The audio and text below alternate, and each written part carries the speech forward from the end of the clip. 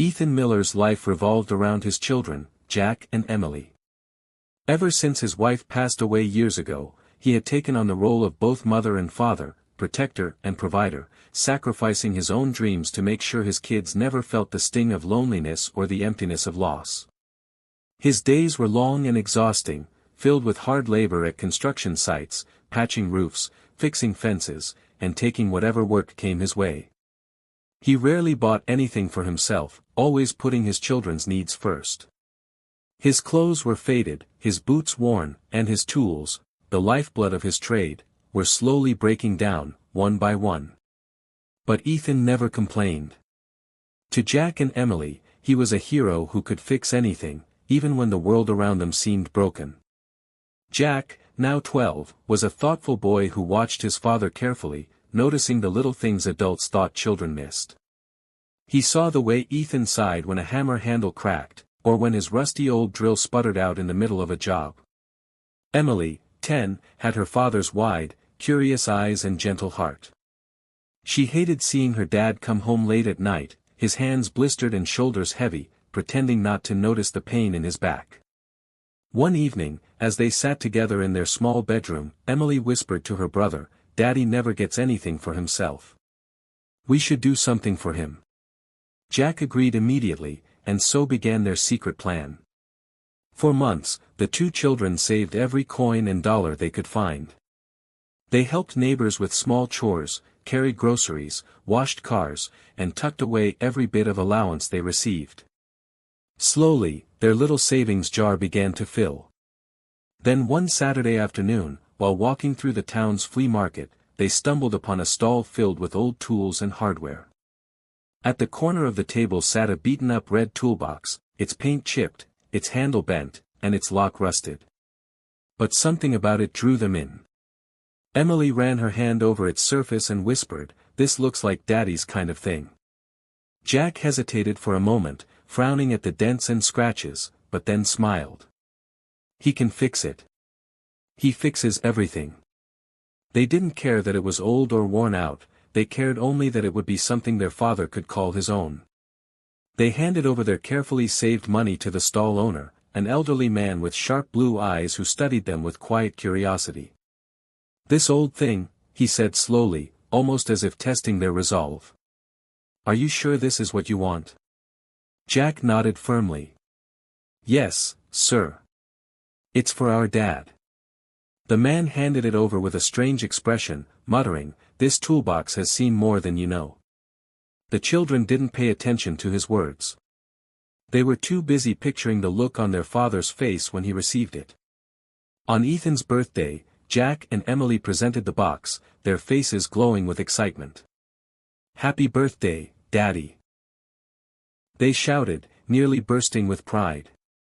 Ethan chuckled and pulled them into a hug before looking down at the gift. But as his calloused fingers touched the familiar metal, the smile faded from his face. His eyes narrowed, his breath caught, and for a moment, he looked as though he had seen a ghost. Where did you get this?" he asked softly, his voice unsteady. Jack and Emily exchanged confused glances, not understanding why their father wasn't grinning with joy. To them, it was just an old toolbox. But to Ethan Miller, it was the one thing he thought he'd never see again, the key to a past he had spent years trying to forget. That night, long after Jack and Emily had gone to bed, Ethan sat alone at the kitchen table with the beaten-up toolbox resting in front of him like an unwanted ghost from another life.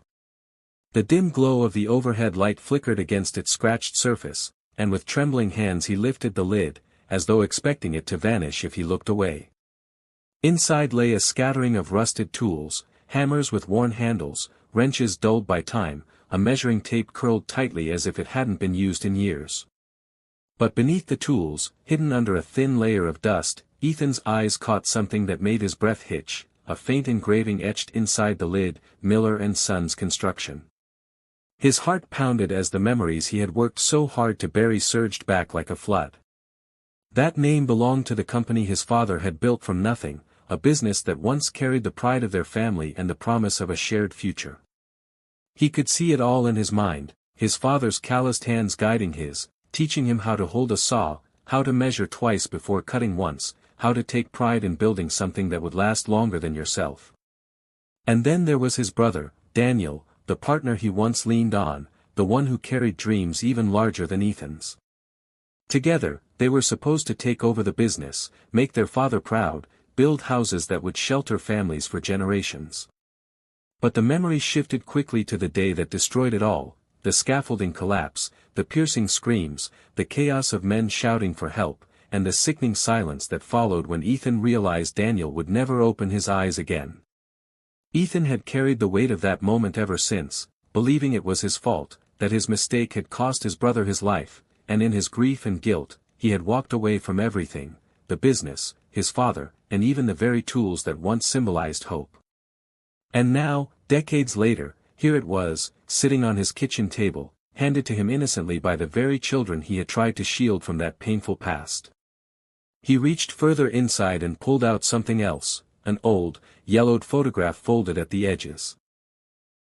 His throat tightened as he unfolded it and saw himself, younger and smiling, standing proudly beside his father and Daniel in front of the first house they had ever built together. Ethan ran his fingers over Daniel's face, the grief fresh as if no time had passed. He wanted to slam the box shut, to bury it deep where the children would never find it, but when morning came, Jack and Emily rushed to the kitchen, eager to see if he liked their gift. Their wide, innocent eyes studied him carefully, sensing something in his silence, asking questions without words.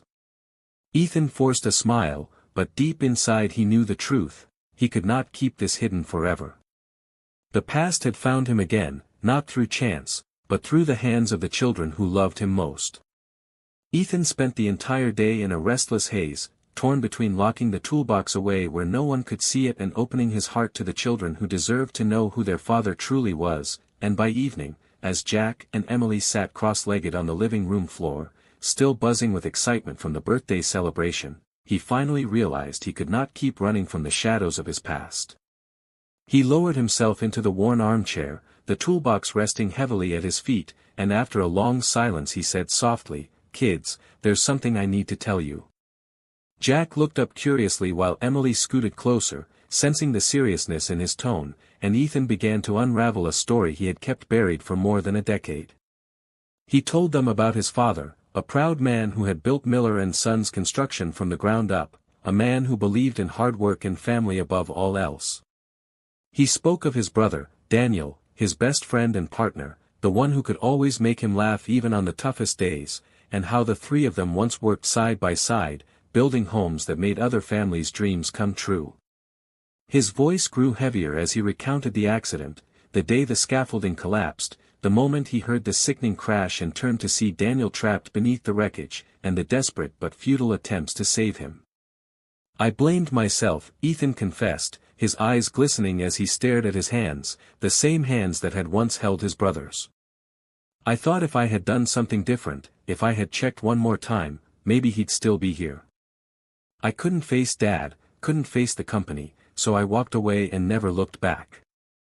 The room grew quiet except for the ticking of the old clock on the wall, and Jack, usually the more stoic of the two, swallowed hard before saying, "But you still build, Dad.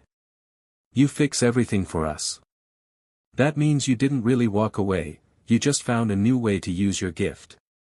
Emily reached out, her small hand slipping into his, her voice trembling but steady with love as she whispered, "Daddy, we don't care about the past.